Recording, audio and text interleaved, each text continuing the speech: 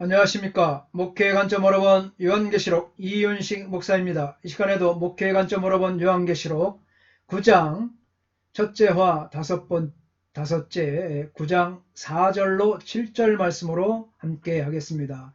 오직 그들에게 이르시되 땅에 풀이나 푸른 것이나 각종 수목은 해하지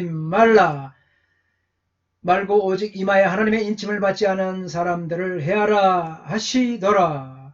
카이 에르레테 아우타에스 히나메 아디케스 신톤 코르톤 데스게스 우데판 클로론 우데판 덴트론 에이메 투스 안드로푸스 호이티네스 우쿠 에쿠스텐 스프라기다 투데오 에피톤 메트로폰. 그리고 그들에게 땅의 풀도 모든 푸른 것도 모든 나무도 해를 입히지 않도록 말하여졌다. 누구든지 이마들 위에 하나님의 봉인을 가하지 않은 사람들을 제외하고. 황충 때는 땅의 식물들을 해하지 말고 오직 하나님의 인침을 받지 않은 사람만 해하도록 명령을 받습니다. 이 금지를 명령한 자가 누구인지는 나와 있지는 않습니다.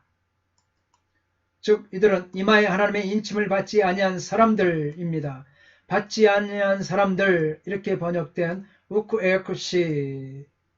우쿠에쿠시를 직역하면 가지고 있지 않은 이 뜻입니다. 이것은 하나님의 인을 소유의 개념으로 표현한 것입니다.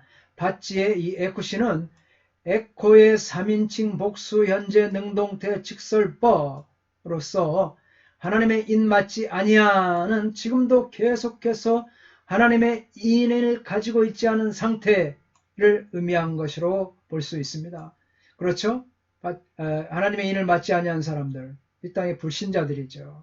하나님의 인을 가지고 있지 않은 사람들, 그때부터 지금까지 계속해서 계속의 용법이죠. 현대 능력대 직설법으로 계속해서 하나님의 인을 가지고 있는 그들을 말하고 있습니다. 이처럼 하나님께서는 지금도 계속해서 하나님의 인을 가지고 있지 않는 상태의 사람들만을 공격할 것을 황충들에게 명령하신 것입니다. 인침을 소유 개념으로 표현한 것이죠. 이러한 표적의 전환은 심판을 받게 될 이마에 하나님의 인을 맞지 않은 자들에게 엄청난 공포를 조성하고 있는 것입니다. 오직 이마에 하나님의 인침을 받지 아니하는 사람들, 이들은 누구인가? 택한 자로 간주되지 않은 자, 사탄의 인을 맞은 자, 하나님께 유기된 자, 불택자, 하나님의 표시를 받지 못한 자, 주님을 알지 못하는 자, 짐승을 섬기는 자, 이들이 다 오직 이마에 하나님의 인침을 받지 아니한 사람들입니다. 그래서 학자들이 이와 같이 주장하고 있습니다.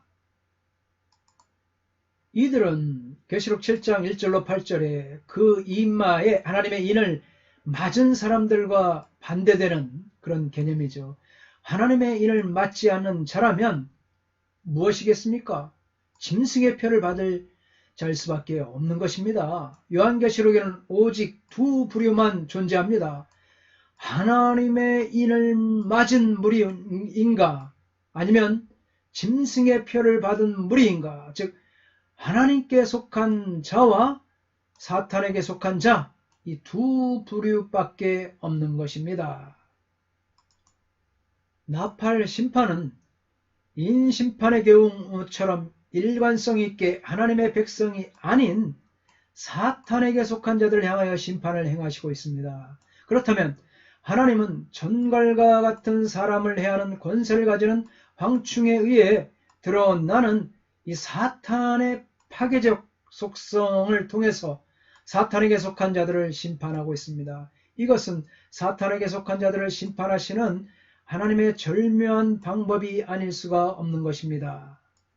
5절 보겠습니다. 그러나 그들을 죽이지는 못하게 하시고 5달 동안 괴롭게만 하게 하시는데 그 괴롭게함은 전갈이 사람을 쏠 때의 괴롭게함과 같더라.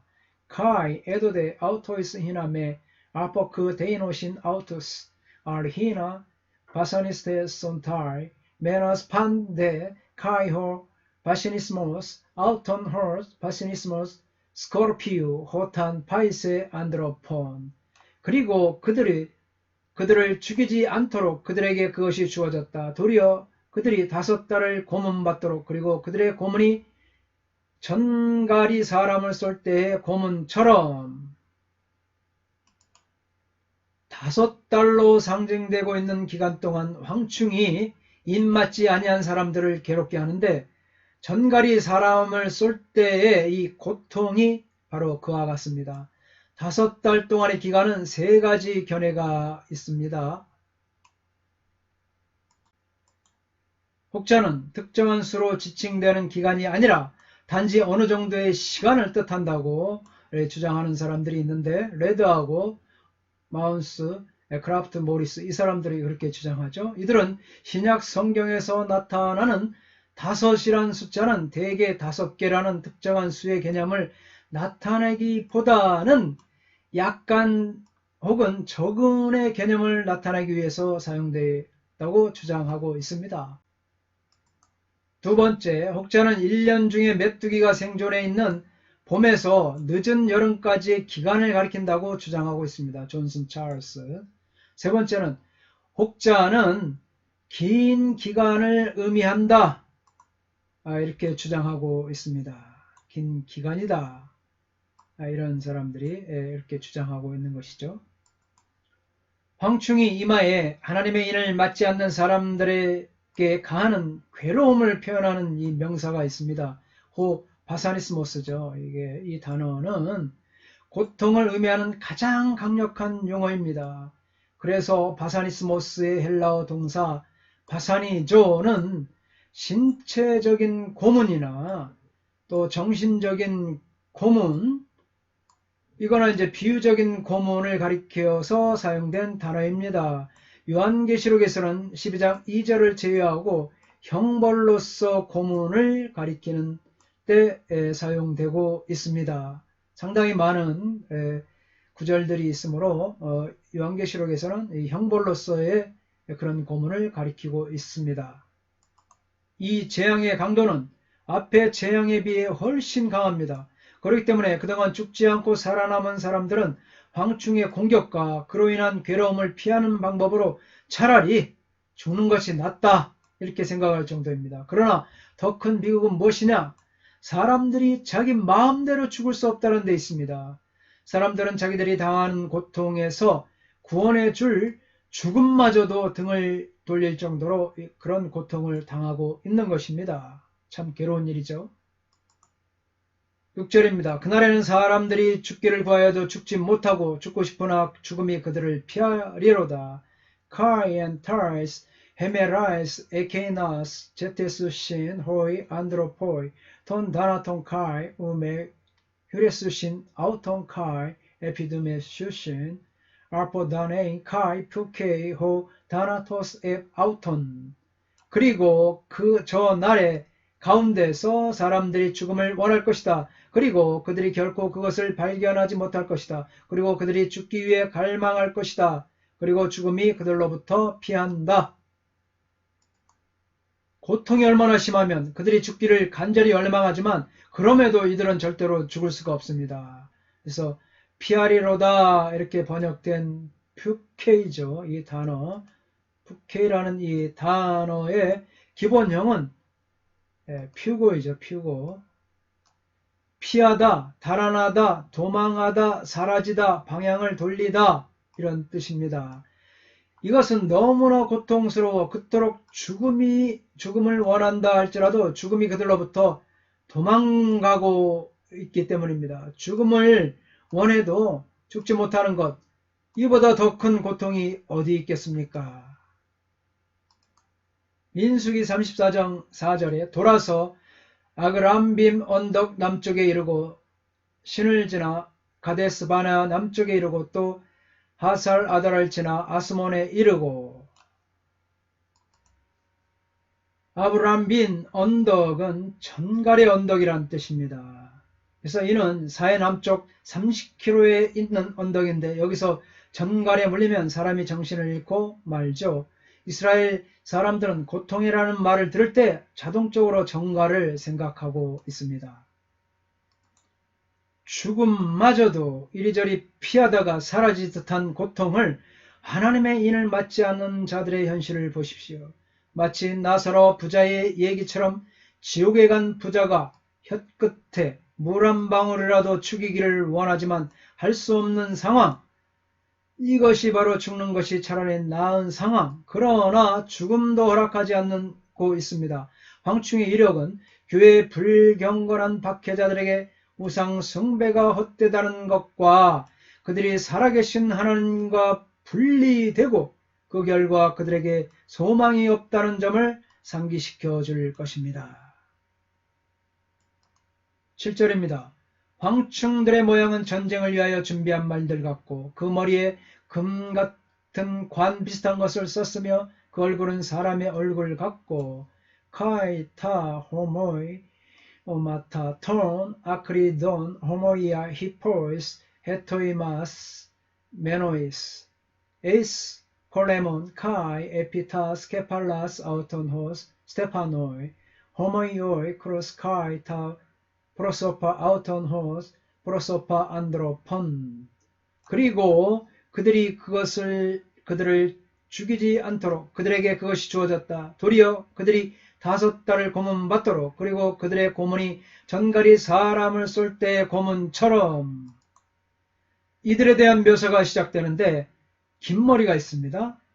말을 닮았고 날아다니고 전갈의 꼬리를 가지고 있고 또 사자의 이빨로 엉망이 되어버린 인간의 얼굴에 금관을 쓴 이 황충들은 요한계시록 내에서 가장 희귀한 생명체로 간주되며 이들은 전체적으로 부자연스럽고 또 엄청나게 잔인한 인상을 줍니다. 보다 큰 그림을 만들기 위해 사용된 세부 묘사들을 해석하는 것은 그러나 이제 최대한 삼가는 것이 좋죠.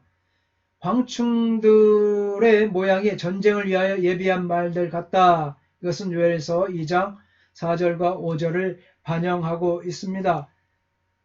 그의 모양은 말 같고 그 달리는 것은 기병 같으며 그들이 산 꼭대기에서 뛰는 소리는 병거 소리와도 같고 불꽃이 건물을 사르는 소리와도 같으며 강한 군사가 줄을 버리고 싸우는 것 같으니 이는 전쟁을 위하여 준비된 말들이 재앙을 시행하려는 황충들의 준비가 완벽하게 무장되었음을 시사하고 있습니다. 황충이 파죽지세처럼 밀고 들어오는 바벨론 군대의 이미지에서 이 정복과 통치를 뜻하고 있습니다. 황충을 통하여 하나님께서는 그 이마에 하나님의 인을 맞지 않는 자들을 심판하려는 목적이 충분하게 이루어진다는 것을 보여주고 있습니다. 황충의 세 번째 특징으로는 그 얼굴은 사람의 얼굴 같다라는 것입니다. 다시 한번 요엘서의 말씀을 보겠습니다. 요엘서 2장 5절로 7절에 그들이 산 꼭대기에서 뛰는 소리는 병거 소리와도 같고 불꽃이 건물을 사르는 소리와도 같으며 강한 군사가 줄을 버리고 싸우는 것 같으니 그 앞에서 백성들이 질리고 물의 낯빛이 하얘졌도다. 그들이 용사같이 달리며 무사같이 성을 기어오르며 각기 자기의 길로 나아가되 그 줄을 이탈하지 아니하며.